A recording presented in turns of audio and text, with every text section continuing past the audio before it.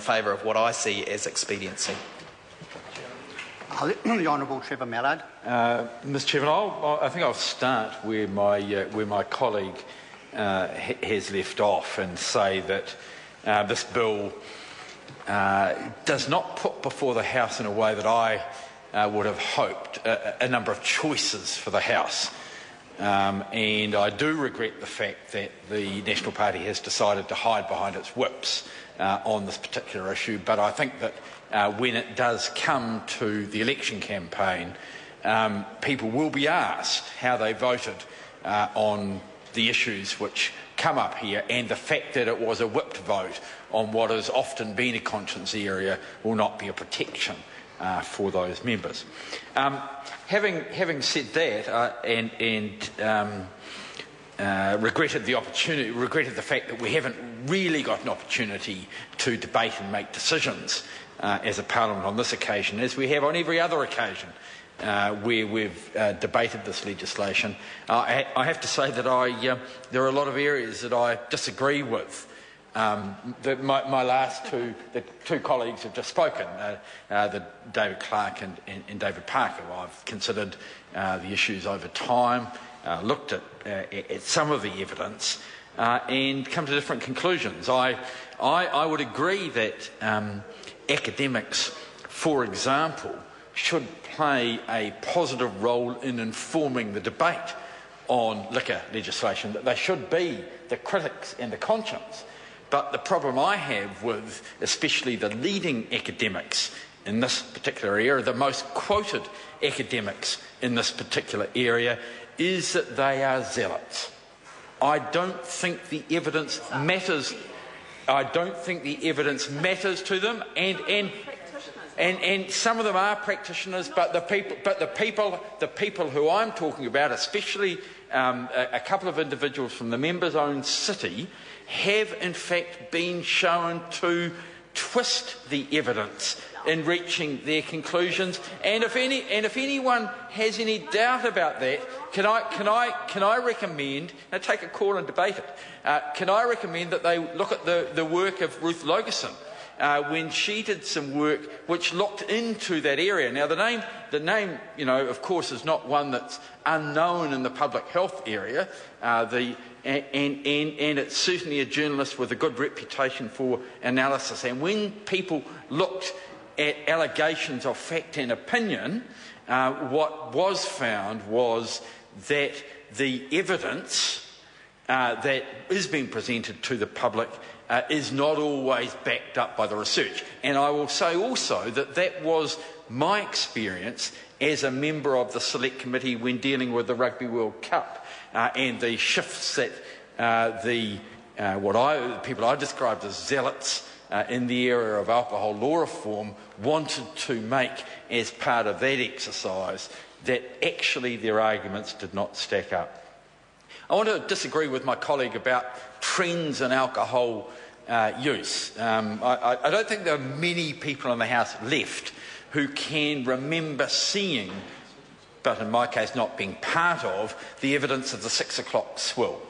I mean, that was outrageous, and the type of drinking that we saw at that time far exceeds the behaviour that occurs now, because, Mr. Chairman, it occurred with just about everyone who were in hotels at the time, and there were many more hotels at the time, and people were much more likely to drive after that occurred, and I'll get back to that. The other was just the practice as to the type, there might have been slower cars. There might have been slower cars, but we did have cars, and they weren't like Fred Flintstones either, Mr. Chairman. But people used to drink on off premises using flagons. That was the standard measure, and the drinking that occurred on the balance. I can remember people thought it was progress when we shifted from flagons to crates as being the standard measure. So for people to argue that there has been a massive decline in the approach to drinking, is, in my opinion, incorrect. I disagree with the comments that David Parker made, Mr. Chairman, and also the proposals in the bill with regard to closing hours. I've worked on occasions as a shift worker, different sorts of shifts. There was one shift where we worked week on, week off, and we finished up at 8 o'clock on a Friday morning. 8 o'clock on a Friday morning, and we used to go to the pub. But there was another job where we finished. I worked a 4 to midnight shift, and therefore our work day and our work week finished at midnight. And the idea that we couldn't go off to the pub then, we worked different hours, we slept different hours. And I think one of the good things that happens is that that has been recognised in the ability of shift workers to socialise. I do agree with my colleague Ian Lees-Galloway and his amendment with regard to drink driving. I think there's been a major cultural change in that area in New Zealand in my lifetime.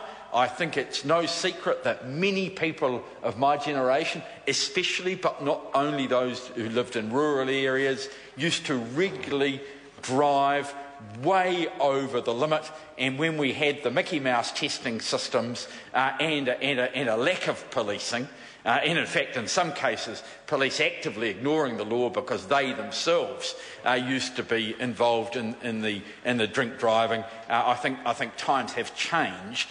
And that is a good thing. And we are now ready, I think, for a change from 80 back to 50. I want to make a comment to the amendment which is proposed by my friend the Honourable Phil Goff to do with RTDs, and say that I just disagree with him. And I'll give an example for myself from last Thursday night. Went to an event at the Civics Theatre.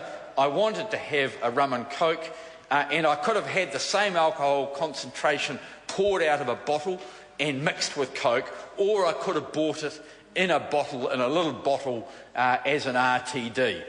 Why is it that one should be allowed if it comes in a glass or in a bit of plastic, but not be allowed if the same mixture in a bottle?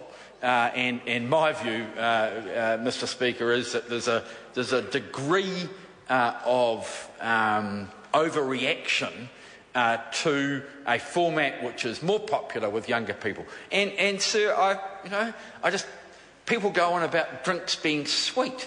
Well, I happen to like dessert wines, and I don't mind rum and coke myself either. They are sweet drinks. And because they're not fashionable with some generations and more fashionable with others, might I think need to be considered when we're looking at this. There is one other issue for me, Mr. Chairman, that I still want to hear evidence on and listen to. I know we have at least 2 sets of amendments around minimum pricing. I have to say that I'm not yet convinced, but want to listen to the evidence and listen to the debate on these issues as part of this committee.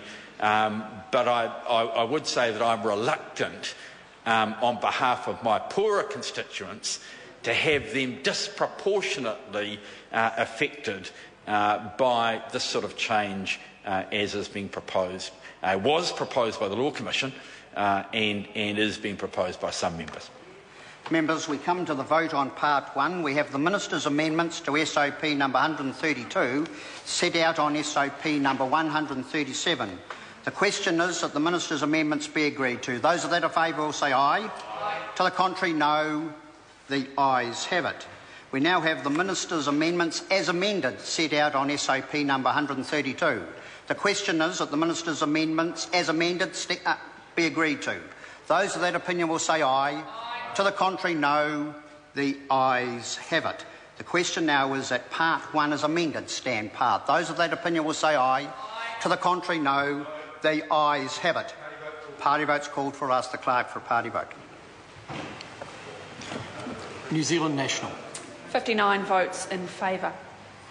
New Zealand Labour. 30 votes in favour and 2 votes opposed. Green Party. 14 in favour. New Zealand First. 8 votes in favour. Māori Party. 3 votes in favour. Mana. 1 in favour. Act New Zealand. 1 vote in favour. United Future. 1 vote in favour. Any other votes? 1 vote in favour.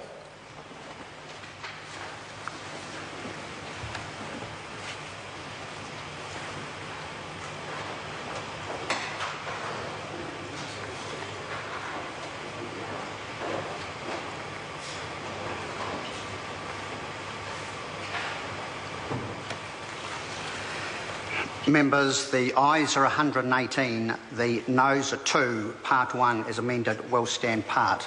We now move to Part